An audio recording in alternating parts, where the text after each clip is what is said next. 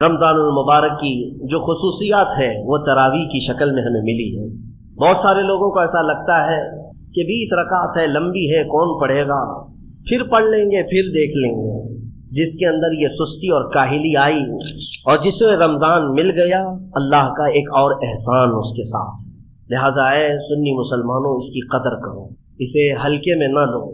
رمضان المبارک جیسی آ جاتا ہے تو اللہ تعالیٰ سب رزق کے دروازے کھول دیتا ہے، اور تمہارے لیے اتنے انتظامات اس نے کر رکھے ہیں کہ شیاطین چھیڑ چھاڑ کے لیے تمہارے ساتھ نہ رہیں، ان کو بند کر دیا گیا کہ تم خالص اللہ کی عبادت کرتے رہو، کوئی شیطان تمہیں پریشان نہ کرے۔ اسی لیے تو قید کر کے رکھا گیا شیطانوں کو، جب تک عید کا چاند نظر نہیں آئے گا کوئی شیطان نہیں اترے گا۔ میرے عزیزو، اللہ تعالیٰ نے تمہارے لیے انتظامات اتنے کیے، یہاں تک کہ حدیث رسول ہے، میرے آقا فرماتے ہیں قیامت کے دن رمضان اور قرآن جس کی حمایت میں کھڑے ہو گئے اس سے جنت میں جانا واجب ہو جائے گا۔ جس کی یہ شفاعت کر دیں، رمضان اور قرآن، اور ساتھ میں میرے آقا صلی اللہ علیہ وسلم نے یہ بھی فرمایا، یاد رکھو رمضان اور قرآن جس کے خلاف کھڑے ہو گئے تو پھر اس کو دوزخ میں جانا واجب ہو جائے گا۔ اللہم اجعل القرآن حجتا لنا لا حجتا علینا، اے اللہ قرآن کو ہمارے لیے سفارشی بنا، مددگار بنا، ہمارے خلاف مقدمہ کرنے والا نہ بنا۔ آج رمضان المبارک کی جو خصوصیات ہے وہ تراویح کی شکل میں ہمیں ملی ہے۔ بہت سارے لوگوں کو ایسا لگتا ہے کہ 20 رکعت ہے، لمبی ہے، کون پڑھے گا، پھر پڑھ لیں گے، پھر دیکھ لیں گے۔ جس کے اندر یہ سستی اور کاہلی آئی، یہ علامت میں بتا رہا ہوں آپ کو، علامت حدیث رسول ہے، نماز صرف منافق پر بھاری ہوتی ہے، مومن پر نہیں۔ مومن ہوگا تو نماز میں لذتیں محسوس کرے گا، منافق ہوگا تو اس کے لیے نماز اور بھاری ہوگی۔ ارے امام صاحب اتنی لمبی قرات کرتے ہیں، کھڑے ہیں تو کھڑے ہو گئے، رکوع میں جا ہی نہیں رہے ہیں، یہ کس کو بھاری لگتی ہے؟ جس کے اندر نفاق ہو۔ وَإِنَّهَا لَكَبِيرَةٌ إِلَّا عَلَى الْخَاشِعِينَ، آج ہم نے تلاوت بھی کیا ہے اس آیت کو پہلے پارے میں۔ رب تعالیٰ فرماتا ہے یہ اللہ سے خوف کرنے والوں کے لیے نماز بھاری ہو ہی نہیں سکتی، منافقین کے لیے یہ بھاری ہے۔ قرآن میں ان کی صفت بیان کیا اللہ تعالیٰ نے، منافقین جب نماز کے لیے کھڑے بھی ہوتے ہیں، یراؤون الناس، لوگوں کو دکھانے کے لیے کھڑے ہوتے ہیں، اور لوگوں کو دکھانے کے لیے کھڑے ہوتے ہیں، ان کا ایمان نہیں ہوتا کہ اس نماز سے کچھ ملے گا۔ اس لیے اپنی کیٹیگری چیک کرنے کا بھی یہ مہینہ ہے کہ ہم ایمان والوں میں سے ہے کہ منافقین میں سے، کیٹیگری چیک ہو جاتی ہے۔ اس لیے ان کی اس رمضان کی صفوں کو خالی ہرگز ہونے نہ دینا، ورنہ نفاق کا دھبا لگ جائے گا۔ بہرحال ہم معمول کے مطابق تفسیر قرآن کو، جیسے ہر سال میری عادت ہے میں قرآن جو تلاوت کرتا ہوں اس کے کچھ گوشے آپ تک رکھنے کی کوشش کرتا ہوں۔ یہ اور بات ہے کہ 6 سال کے بعد اسی ممبر پر دوبارہ ہم تفسیر بیان کریں گے۔ اللہ تعالیٰ اس مسجد کو ہمیشہ شاد و آباد رکھے، ہم رہیں یا نہ رہیں یہ ممبر سدا سلامت رہے۔ اس ممبر کو تفسیر قرآن کے لیے خاص کیا گیا تھا، آپ سب کو پتا ہے یہ تفسیر قرآن کا ممبر ہے۔ مولا تعالیٰ یہاں سے قرآن کی آواز ہمیشہ بلند فرمائے، اور آج دنیا میں اگر میری آواز گونجتی ہے تو اسی تفسیر کی برکت سے ہے۔ مجھے کوئی اور مقام یا جو کچھ بھی آواز میں اللہ نے عطا کیا ہے وہ اس تفسیر قرآن کی برکت ہے۔ ہم نے اپنی آواز کی ابتدا یا امت کو جھنجھوڑنے کی ابتدا اسی ممبر سے کیا تھا۔ یہی ممبر ہے، اور یہ تاریخی ممبر ہے، اللہ تعالیٰ اس کی برکتیں ہم سب کو عطا فرمائے۔ اور مجھے یقین ہے کہ اس ممبر میں وہ اثر ہے کہ اچھے اچھوں کے چولہے ہل جاتے ہیں۔ یہ ممبر رسول پاک صلی اللہ علیہ وسلم کی نیابت کا ممبر ہے، ہاں صرف اس کو لکڑی کا ممبر نہ سمجھیں، یہ رسول اللہ کا ممبر ہے، جہاں سے حدیث رسول سنائی جاتی ہے، جہاں سے اللہ کے کلام کی تفسیر ہوتی ہے۔ اور آج دنیا کو ایک بات میں آپ کو بتا دوں، کسی بم سے، میزائل سے، پیٹرول سے اتنا خوف نہیں لگتا جتنا ایک عالم ربانی کی زبان سے ڈر لگتا ہے۔ وجہ یہ ہے کہ دنیا کو پتا ہے کہ سارے بم اتنا کام نہیں کرتے جتنا ایک عالم کی زبان کام کرتی ہے۔ ہاں، میں یہ زبان اس لیے کہ اللہ تعالیٰ ان زبانوں سے امتوں کے دل میں انقلاب پیدا کرتا ہے۔ اللہ تبارک و تعالیٰ ہمیشہ وہ برکت ہمیں عطا فرمائے۔ آج قرآن کی جو تلاوت ہم نے کی ہے وہ سورہ بقرہ، سورہ فاتحہ کے بعد پہلی سورہ قرآن میں سورہ بقرہ ہے۔ سورہ بقرہ سب سے بڑی سورہ ہے قرآن پاک، تقریباً 2.5 پارے پر مشتمل ہے، 280 کے قریب آیات ہیں۔ اور سورہ بقرہ کی بڑی برکتیں بھی ہیں۔ ایک روایت میں ملتا ہے کہ پورے قرآن کا جو کچھ بھی مضمون ہے اللہ نے وہ سب سورہ بقرہ میں بیان کر دیا۔ پورے قرآن میں جو کچھ بھی ہے وہ سورہ بقرہ میں، اور جو سورہ بقرہ میں ہے وہ سورہ فاتحہ میں، پورا سورہ فاتحہ میں ہے۔ اور اسی کو مولا کائنات علی مرتضیٰ نے فرمایا کہ اگر میں سورہ فاتحہ کی تفسیر لکھنے بیٹھ جاؤں تو 70 اونٹوں کو بوجھل کر سکتا ہوں۔ کیوں؟ اس لیے کہ سورہ فاتحہ ہی قرآن کا نچوڑ ہے، قرآن کا خلاصہ ہے۔ بہت ساری آیتیں ہیں تفسیر بیان کرنے کے لیے، وقت اتنا نہیں ہوتا، مختصر سی چند چیزیں آپ کے سامنے رکھتے ہیں۔ ایک اہم آیت اس میں آئی ہے۔ میں تفسیر سننے کے پہلے آداب بھی بتا دوں گا، قرآن پڑھنے کے بھی آداب اور تفسیر سننے کے بھی آداب۔ ظاہر سی بات ہے کچھ آداب وہ ہیں جو ظاہر سے تعلق رکھتے ہیں، وضو سے ہونا چاہیے نماز قرآن پڑھنے کے لیے، لا یمسہ الا المطہرون، اس کو صرف اور صرف پاکیزہ لوگ چھوئیں گے۔ کس کو؟ قرآن پاک کو۔ تلاوت کرنے کے لیے وضو شرط ہے یا نہیں؟ چھونے کے لیے سب کو پتا ہے۔ ادب یہی ہے، ظاہری ادب یہ ہے کہ پاک رہے، جنوبی نہ رہے، حیض و نفاس والی عورت نہ رہے۔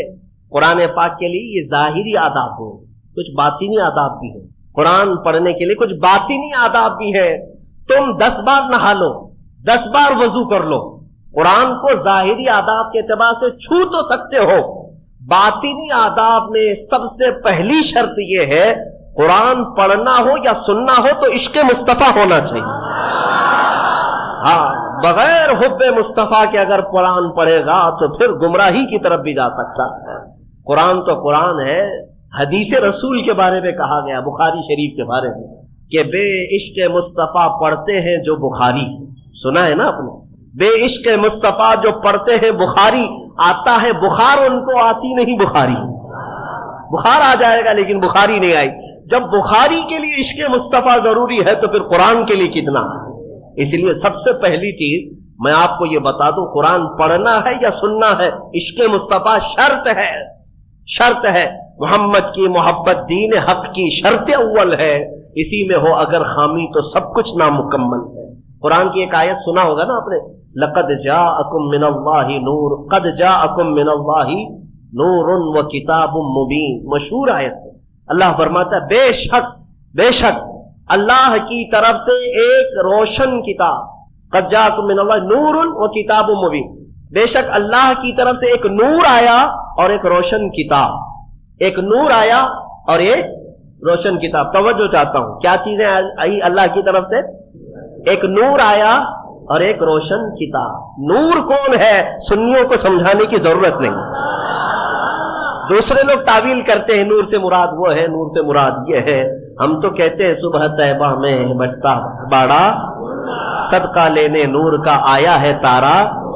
ارے ہمارا مزاج تو یہ ہے، بریلی کے امام نے ہمیں یہ سمجھایا ہے، وہی تو جوبن ٹپک رہا ہے، وہی تو جوبن ٹپک رہا ہے، وہی تو اب تک چھلک رہا ہے۔ نہانے میں جو گرا تھا پانی کٹورے تاروں نے بھر لیے تھے۔ یعنی یہ ستاروں کی جو چمک ہے نا، تم کیا سمجھتے ہو؟ سائنٹیفک اعتبار سے کہتے ہیں کہ سورج کی روشنی کھینچ کر رات کو تارے چمکتے ہیں۔ ہم نے سوال کیا پھر سورج کس کی روشنی کھینچتا ہے؟ سورج کس کی روشنی کھینچتا ہے؟ وہ روشنی سمجھنے کے لیے بریلی کے امام کی زبان میں پڑھنا پڑے گا، سورج ہو کہ چاند ہو۔ اعلیٰ حضرت فرماتے ہیں کہ اتار کر ان کے رخ کا صدقہ، اتار کر ان کے رخ کا صدقہ، وہ بٹ رہا تھا نور کا باڑا، اچھل اچھل کر جبی، یہ چاند سورج اچھل اچھل کر جبی کی خیرات مانگتے تھے۔ معراج کی شب میں چاند سورج اچھل اچھل کر جبی کی خیرات مانگتے تھے کہ اللہ یہ تیرے حبیب کا جو اترن ہے نہانے میں جو گرا ہے اور پیشانی مبارکہ سے جو پانی ٹپکا ہے، چاند کہتا ہے وہ میری جھولی میں دے دیا جائے اور سورج کہتا ہے میری جھولی میں دے دیا جائے۔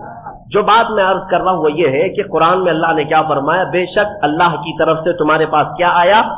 ایک نور آیا اور دوسرے روشن کتاب۔ جس کو ہم نے آج پڑھا وہ روشن کتاب، تراویح میں جو پڑھا وہ کون سی کتاب ہے؟ روشن کتاب۔ اور روشن ہی ہے حقیقت میں، جو پڑھتا ہے وہ بھی روشن ہوتا۔ روشن کتاب آئی اور ایک نور آیا، دونوں کا کیا کمبینیشن ہے؟ دونوں کا کیا تعلق ہے؟ اللہ کی طرف سے ایک نور آیا اور ایک روشن کتاب۔ یہاں اگر ایسا ہوتا کہ بے شک اللہ کی طرف سے کتاب آئی اور ایک نور آیا. نہیں، اللہ کی طرف سے ایک نور آیا پھر روشن کتاب. پتہ یہ چلا لائٹ سب بند کر دیں اور کتاب کھولیں، کیا پڑھ پاؤ گے؟ پڑھ پاؤ گے؟ ساری لائٹ میں بند کرتا ہوں اور تمہارے سامنے کتاب رکھتا ہوں، پڑھو، کچھ نہیں پڑھ پاؤ گے. ادھر سے ادھر انگلیاں پھیر سکتے ہو. پڑھنے کے لیے روشنی ہونا یہ ضروری ہے، بغیر روشنی کے کتاب نہیں پڑھی جا سکتی. اسی لیے آیت میں اللہ نے فرمایا بے شک اللہ کی طرف سے پہلے کیا آیا؟ نور آیا، پھر کیا آئی؟ روشن کتاب. اب اس روشن کتاب کے لیے یہ کرنٹ والی لائٹ نہیں، نور مصطفیٰ کی روشنی ضروری ہے. جب نور مصطفیٰ میں پڑھو گے تو اس کتاب سے ہدایت بھی پاؤ گے. الحمدللہ اہل سنت و جماعت کے حصے میں وہ ہدایت آئی کہ ہم عشق مصطفیٰ کی زبان میں قرآن پڑھتے ہیں. الحمدللہ. آج بہت ساری باتیں تھی لیکن ایک آیت کی طرف میں لے جاتا ہوں. کچھ لوگوں کو قرآن سے ایسی ایسی چیزیں نکالنے کی عادت ہے کہ کہیں حضور کی شان میں کچھ کمی نظر آ جائے کہ حضور پاک صلی اللہ علیہ وسلم کو یہ نہیں تھا، وہ نہیں تھا، ان کو وہی چیزیں ملتی ہیں. حالانکہ قرآن کا مفہوم وہ نہیں ہے، سمجھ کا ان کے قصور ہے. عربی سے نابلد ہے، ناآشنا ہے، کچھ بھی اٹکل پچھو مار کے ترجمے میں گمراہ ہو جاتے ہیں. لیکن قرآن نے آداب سکھائے. توجہ چاہتا ہوں.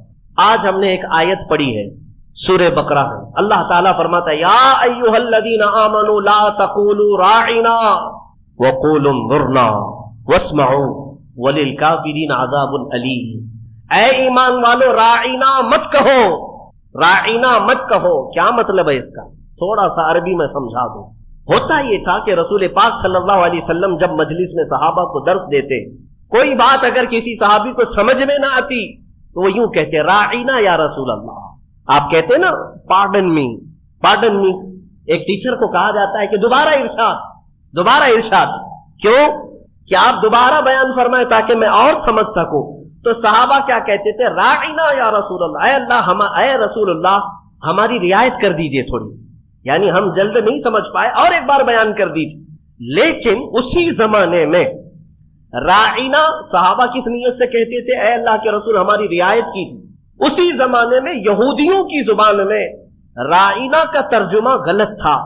راعنا کا مطلب ہوتا تھا ہمارا چرواہا، ہمارا چرواہا. تو ہوتا یہ تھا کہ صحابہ کہتے تھے راعنا یا رسول اللہ ہماری رعایت کر دیجئے اے اللہ کے رسول. یہودی جو سنتے تھے تو مذاق اڑاتے تھے. دیکھو مسلمانوں کو اپنے ہی نبی کو اپنا چرواہا کہتے ہیں، اپنے ہی نبی کو اپنا چرواہا کہتے ہیں. وہ ٹھٹا مار کر کے ہنستے تھے، مذاق اڑاتے تھے. لیکن مجھے بتاؤ میرے عزیزو، کسی صحابی کے دل میں یہ نیت تھی؟ ان کے خواب و خیال میں بھی یہ گمان نہیں کہ ہم حضور کے بارے میں ایسا سوچیں. لیکن وہ اپنی زبان میں کہہ رہے تھے. لیکن دیکھیں قانون خداوندی کو اللہ نے اس لفظ کو بھی منع کر دیا جس کا معنی کسی بھی زبان میں الگ آ سکتا ہو. وہ جملہ میرے نبی کی شان میں بولا ہی نہ جائے، بولا ہی نہ جائے.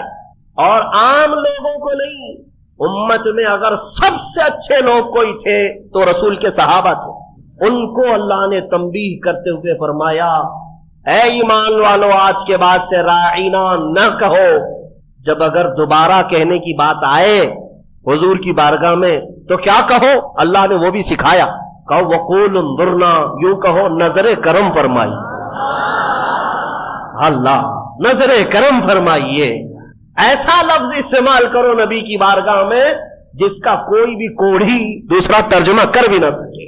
کوئی بھی دل کے کوڑ والا مریض جو گستاخ ہے، بغض رکھتا ہے، عداوت رکھتا ہے، وہ ایسا تصور بھی نہ لا سکے. عزیزان گرامی، صحابہ کو جب یہ تنبیہ کر دی گئی تھی، اب ہمارا اور تمہارا حال کیا ہے؟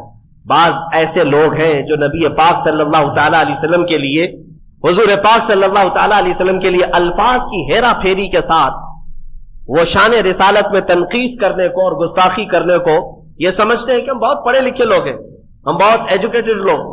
صحابہ کو جب یہ تنبیہ کر دی گئی کہ آپ راعینا نہیں کہیں گے آج کے بعد، اور اتنا ہی نہیں بلکہ آگے یہ بھی تنبیہ کر دیا رب تعالیٰ نے وقول انظرنا واسمعوا. یہ کہنے کی ضرورت بھی کیوں آئے گی؟ غور سے سنا کرو. جب نبی بیان کرے تو غور سے سنا کرو. صحابہ کو اتنی تنبیہ. دوسری آیتیں ہیں سورہ حجرات کی، وہ پڑھیں گے تو عش کر جائیں آپ. مولا فرماتا ہے لا ترفعوا اصواتکم فوق صوت النبی. तुम में से कोई बुलंद आवाज से नबी की बारगाह में बात भी ना करे। सहाबा को कहा गया। ये भी आयत किसके लिए उतरी थी? एक सहाबी थे जिनको सुनाई कम देता था, हजरत कैस। कम सुनाई जिसको देता है ना, वो बुलंद आवाज से बात करता है। तजुर्बा मालूम होगा आपको, जिसको कम सुनाई देता है वो ऊंचा बोलता है। उस सहाबी की आदत थी, वो जोर से कहते थे, या रसूल अल्लाह आपने क्या कहा? मौला को ये भी पसंद नहीं था।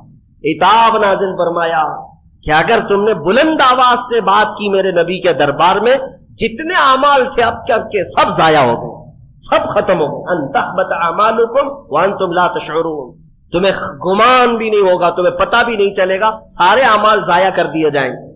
और एक अदब मैं बताऊं, मेरे घर में अगर मैं आराम कर रहा हूं, आप आएंगे बुलाने के लिए, क्या करेंगे? घर के बाहर से बेल होगी, बजाएंगे, दरवाजे को दस्तक देंगे, या मेरे नाम से पुकारेंगे, है क्या अंदर, सो रहे हैं, क्या कर रहे हैं, पुकारेंगे ना। यही तो है, तरीके यही है पुकारने के।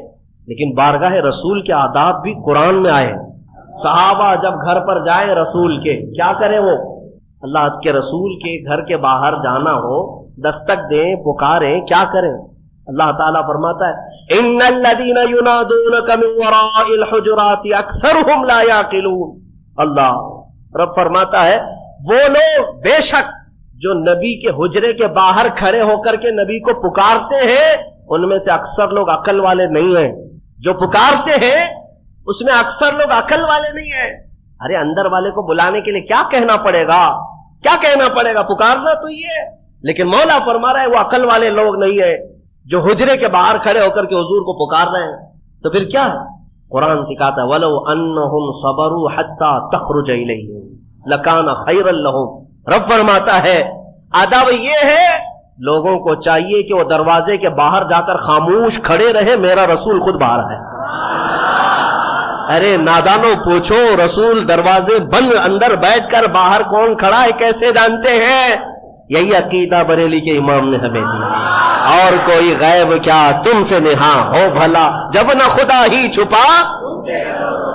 रसूल पाक को खबर तो है कि दरवाजे के बाहर कौन खड़ा है, इसीलिए कुरान कह रहा है जाओ तो हाथ बांधकर खड़े रहो, बस मेरा रसूल खुद ही बाहर आएगा।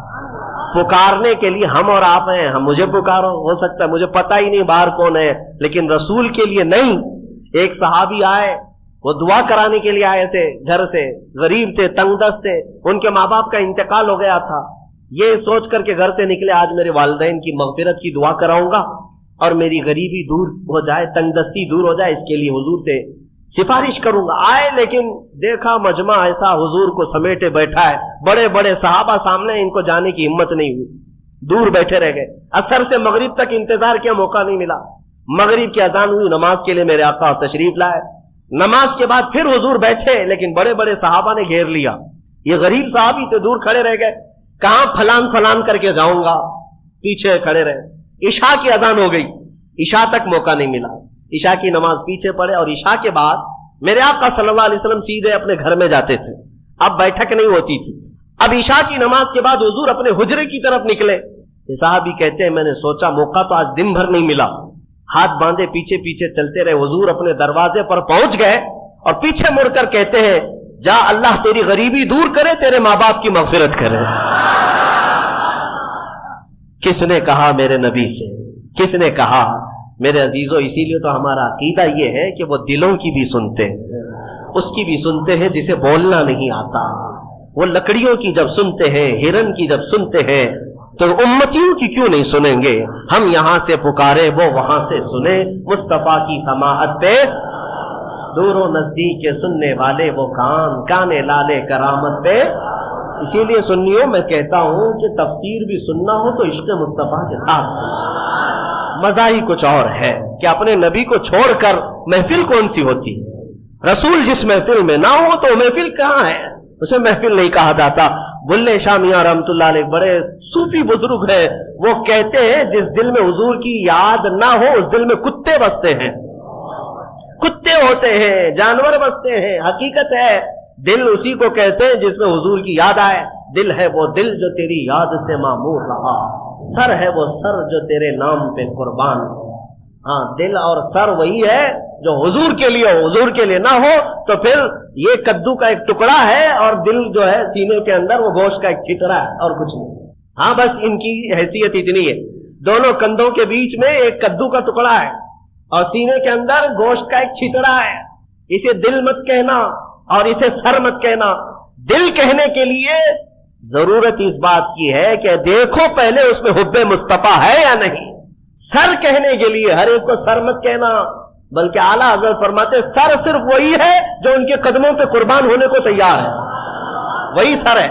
बहरहाल आज की इस तफसीर में हमने बारगाह रसूल का अदब पढ़ा, इसलिए है मेरे अजीजों, हुजूर पाक सल्लल्लाहु तआला अलैहि वसल्लम को छोड़कर दुनिया का कोई इल्म नहीं है, कोई इल्म नहीं। वल्लाह आला हजरत फरमाते हैं जिक्र खुदा भी जो है, अल्लाह का जिक्र करने के लिए जब भी खड़े होंगे, अगर उसमें मुस्तफा का जिक्र नहीं आया तो इसे जिक्र खुदा कहा ही नहीं जाएगा, जिक्र खुदा है ही नहीं।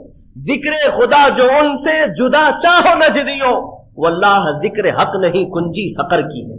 फरमाते हैं ये जहन्नम की चाबी है, हुजूर का जिक्र छोड़ करके अगर तुम कहते हो बखुदा खुदा का यही है दर्द, नहीं और कोई मफर मकर। इसको मैं समझाऊं आपको। आला हजरत फरमाते हैं मफर का मतलब होता है भागने की जगह, और मकर कहते हैं ठहरने की जगह। हुजूर को अगर छोड़ोगे तो न भागने की जगह है न ठहरने की जगह, हुबली में नहीं पूरी दुनिया में।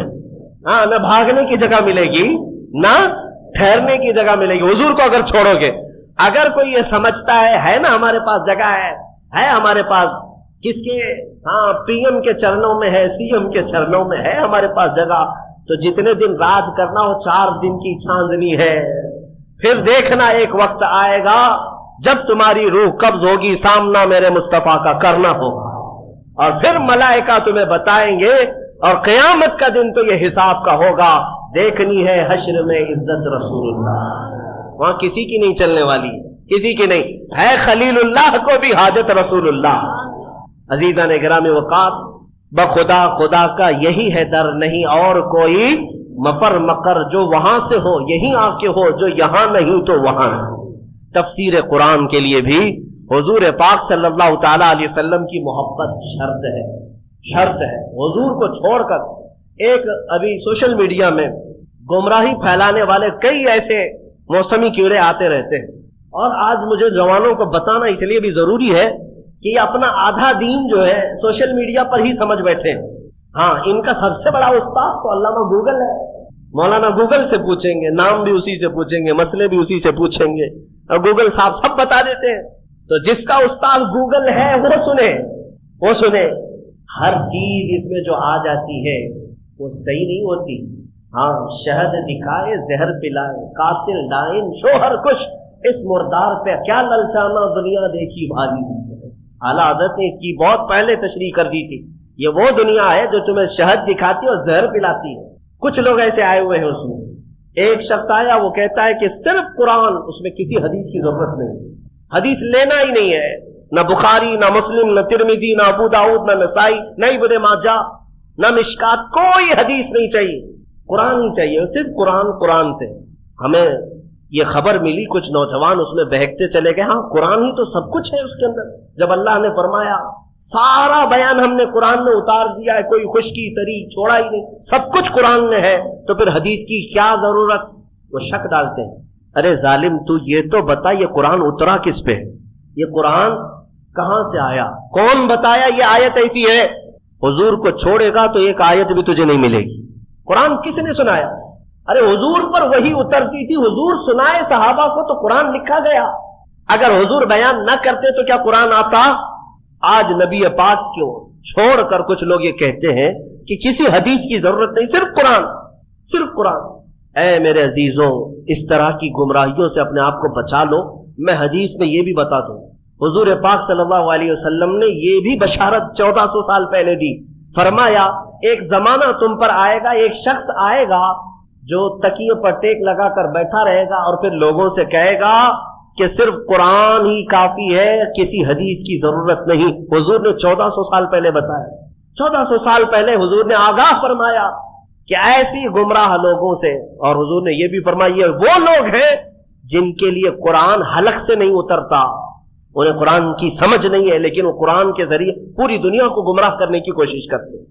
ऐ मेरे अजीजों, कुरान को सिर्फ गूगल से नहीं, सिर्फ फेसबुक से नहीं, बल्कि उलमाए सालिहीन बाअमल आशिकान मुस्तफा से पढ़ा करो, तो फिर तुम्हें हर आयत का मफहूम भी समझ में आ जाए, वरना इधर का उधर मारते रह जाओगे। मैं आपको बताऊं एक मिसाल, अल्लाह ने अपने रसूल से फरमाया ववजदक दाल्लन फहदा, सूरह वद्दुहा में अल्लाह ने फरमाया ववजदक दाल्लन फहदा। दाल का मतलब अरबी में गुमराह, भटका हुआ है। एक माना यह है, एक खुसूसियत है अरबी की, एक वर्ड के कई माने आते हैं, कई माने आते हैं, अरबी की खुसूसियत है। कुछ अल्फाज तो ऐसे हैं जिनमें एक वर्ड है 70 माने हैं, अलग अलग माने निकलते हैं। या अकल वाला देख करके तर्जुमा करेगा यहां क्या मुराद है। फॉर एग्जाम्पल अल-ऐन, यह अरबी का एक वर्ड है जो आंख को भी कहते हैं, घुटने को भी ऐन कहते हैं, सूरज को भी ऐन कहते हैं, पानी से जो चश्मा निकलता है ना सोता, उसे भी ऐन कहते हैं, और पूरी जात को भी ऐन कहते हैं। कितने माने हो गए, सब डिफरेंट है। आंख को भी ऐन, घुटने को भी ऐन, सूरज को भी ऐन, पानी के चश्मे को भी ऐन, जात इंसान को भी ऐन। तो अब अगर कहीं ये कह दे किसी ने ये कह दिया कि मेरी ऐन से पानी आ रहा था, तो तर्जुमा करने वाला है कि हाँ मौलाना के घुटने से पानी आ रहा था, हाँ। या तर्जुमा ये करो शायद मौलाना के सूरज से पानी आ रहा है। अरे मियां यहाँ सूरज कहां से आ गया। हाँ, अक्ल वाला इतना तो तर्जुमा करेगा। अगर ये कह रहे मेरी आयन से पानी आ रहा था तो शायद इनकी आंख से पानी आ रहा। समझ में आया। हाँ, इतनी तो समझ माशाल्लाह हमारा मजमा रखता है। अगर मैं एक जुमला कह दूं तो तर्जुमा आप खुद ही कर लेंगे। मिसाल के तौर पर अगर मैं ये कह दूं अरबी में कि आज आयन 6:30 बजे निकल गया, तो आप तर्जुमा क्या करेंगे, मौलाना का घुटना 6:30 बजे निकल गया, ये करेंगे। आप क्या करेंगे सच बताओ। सूरज, अल्हम्दुलिल्लाह ये अक्ल है, ये इतनी समझ है कि सूरज आज 6:30 बजे निकल गया, ये मतलब है।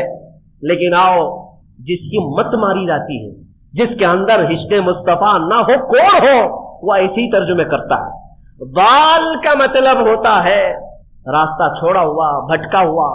लेकिन कुछ अच्छे माने भी आते हैं उसके, कुछ अच्छे माने भी आते हैं। लेकिन अच्छे मक्खी को कहां नजर आते हैं। वो जिस्म में जहां जख्म होगा वहीं बैठेगी ना, जख्म जहां देखती वहां बैठेगी, क्योंकि मक्खी को पीप पीने का शौक है, खून पीने का शौक, अच्छी जगह नहीं बैठती। बहरहाल बिला तशबीह बिला तमसील, हुजूर पाक सल्लल्लाहु अलैहि वसल्लम को जब अल्लाह ने फरमाया ववजदक दाल्लन फहदा, ऐ महबूब हमने आपको दाल पाया, तो कुछ लोगों ने यहां ये तीर मार दिया, ऐ रसूल हमने आपको भटका हुआ पाया तो अब हिदायत दे दिया, आपको गुमराह पाया तो हिदायत दे दिया। जालिमों, अगर रसूल ही गुमराह है तो फिर उम्मत को क्या हिदायत दे। वो खुद भटके हुए अगर थे तुम्हारे तर्जुमे के हिसाब से। बे इश्क़े मुस्तफा जब इस तरह की तुकबंदियां करोगे, तीर मारोगे, तो यही होगा। इनसे जाकर पकड़कर कोई पूछे कि रसूल गुमराह कब थे, कब थे कि अल्लाह ने उन्हें हिदायत दिया। अगर वो भटके हुए थे, गुमराह थे और अल्लाह ने उनको हिदायत दिया, तो हमारा अकीदा ही खत्म हो गया कि रसूल मासूम होते हैं, अकीदा ही खत्म हो जाए। इसीलिए फिर ऐसे जुमलों को समझने के लिए इश्क के इमाम के दरबार में जाना हो, जो हुजूर की मोहब्बत भी रखता हो। और वो बरेली के इमाम की बारगाह में जब हम पहुंचते हैं, पूछते हैं ववजदक दाल्लन फहदा का क्या मतलब निकलता है, तो वो इश्क में डूबी हुई जुबान से कहता है, ऐ महबूब हमने आपको अपनी मोहब्बत में खुद रफ्ता पाया तो अपनी तरफ रास्ता दे दिया। क्या तर्जुमा है। खुद रफ्ता का मतलब क्या हुआ, महबूब को ढूंढने के लिए कभी कोई इधर जा रहा है, कभी उधर जा रहा है, इसको भटका हुआ नहीं कहते, अपने महबूब को तलाश में सरगर्दा है। तर्जुमा का हक भी अदा किया और बारगाह रसूल का अदब भी महफूज है। इसलिए मैं कहता हूं कि पहले नूर की जरूरत है, फिर रोशन किताब। अगर नूर ना हो तो रोशन किताब नहीं नजर आएगी। इसलिए नूर मुस्तफा का वास्ता जरूरी है, हवाला जरूरी है। इंशाअल्लाह इस बार हम जो भी तफसीर करेंगे वो नूर मुस्तफा की बरकत से करेंगे इंशाअल्लाह। और हम कोशिश ये करेंगे कि कोई तफसीर हमारी जिक्र मुस्तफा से खाली ना होने पाए, कोई तफसीर हमारी, कोई मजलिस और कोई महफिल हमारी जिक्र मुस्तफा से खाली ना होने पाए, इसलिए कि हमें जो कुछ भी मिला है या रसूल अल्लाह वो तुम्हारी बदौलत मिला है। और अगर हमारी जुबानें तुम्हारा जिक्र ना करे तो फिर ये जुबान किस काम की है? दहन में जुबान तुम्हारे लिए, बदन में है जहां तुम्हारे लिए। या रसूल अल्लाह हम आए यहाँ तुम्हारे लिए, उठे भी वहां। जब हम उन्हीं के लिए आए हैं तो फिर क्यों ना उनका जिक्र करें। हम मुसलमान साथ में अल्लाह ताला का ये शुक्र बजा लाते हैं कि मौला तूने अपने हबीब के चाहने वालों की जमात में हमें बनाया है, हमें उस जमात में रखा जो सुबह उठती है तो मुस्तफा जाने रहमत पे लाखों सलाम कहती है, और अपना सलाम नमाजों का फेरती भी है तो खड़े होकर या नबी सलाम अलैका कहती है। यानी मौला का ये कितना बड़ा एहसान है कि उसने अपनी इबादतों के लिए मस्जिद में बुलाया, लेकिन हमारी मस्जिदें इबादतें खुदाबंदी के साथ साथ मदीने की तरफ तवज्जो भी दिला देती है, मदीने की तरफ रुख करना भी सिखा देती है। वो मस्जिद ही क्या जो मदीने का रुख नहीं दिखाती, वो मस्जिद ही क्या जो मुस्तफा के चेहरे की तड़प नहीं पैदा करती, दीदार की तड़प नहीं पैदा करती। अल्लाह तबारक व तआला हमें कहने सुनने से ज्यादा अमल की तौफीक अता फरमाए। सूरह बकरा की वो तफसीर, पिछली तफसीरें होंगी, आप उसको भी सुन लें। हमने काफी सालों से जो तफसीरें की हैं मौजूद है, इसमें जो आयतें आई हैं इजमालन अगर मैं जिक्र करूं तो पहले अल्लाह ने ईमान वालों की तारीफ फरमाई। सबसे पहले जो शुरू हो रहा है युमिनून बिल गैब, वो लोग जो गैब पर ईमान लाते हैं, अल्लाह ने ईमान वालों की तारीफ की।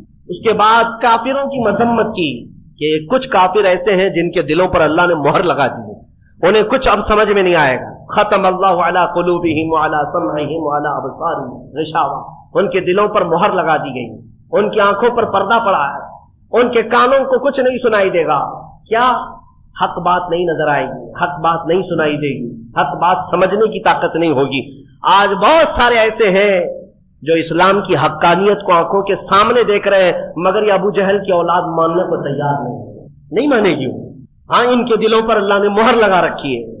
ये दुश्मनी में इस कदर आगे बढ़ेंगे, इनको नमाज से चिढ़ है, अजान से चिढ़ है, कुरान से चिढ़ है, बुरके से चिढ़ है, टोपी से चिढ़ है, दाढ़ी से चिढ़ है। क्यों चिढ़ है? दिल पर जो मोहर लगी हुई है, दिल पर जो मोहर लगी हुई है। इनका काम क्या है? इनको क्या करोगे आप?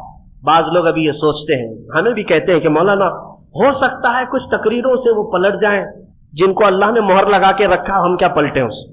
अल्लाह ने अपने रसूल से कहा इन्नका ला तुस्मिउल मौता, ऐ रसूल इन मुर्दों को आप सुना नहीं सकेंगे। उनको अल्लाह ने मुर्दा फरमाया। जो दुश्मनी में जल रहा है उसे छोड़ दे, उसे छोड़ दे, अनकरीब अल्लाह की पकड़ में वो गिरफ्तार होगा। हाँ, अगर अनजाने में कोई भटका हुआ है तो उसको हिदायत देने के लिए कोशिश जरूर करनी चाहिए। तो जिनके दिलों पर मोहर लगा है उनका कोई सरोकार नहीं, ना कुरान से, ना हदीस से, ना हमारी तकरीरों से, ना नमाज से। तीसरी एक जमात है जिसकी मजम्मत में अल्लाह ने 13 आयतें नाजिल की। 5 आयतें मोमिनों की शान में, 2 आयतों काफिरों के लिए, 13 आयतें एक जमात के लिए आई। वो कौन सी जमात है मियाँ? मुज़ब्ज़बीन बैन ज़ालिक ला इलाहा उला वला इलाहा उला। कुरान कहता है ये वो है जो मोमिनों में भी नहीं है, काफिरों में भी नहीं है, ना इधर की है, ना उधर की है, अधर की है।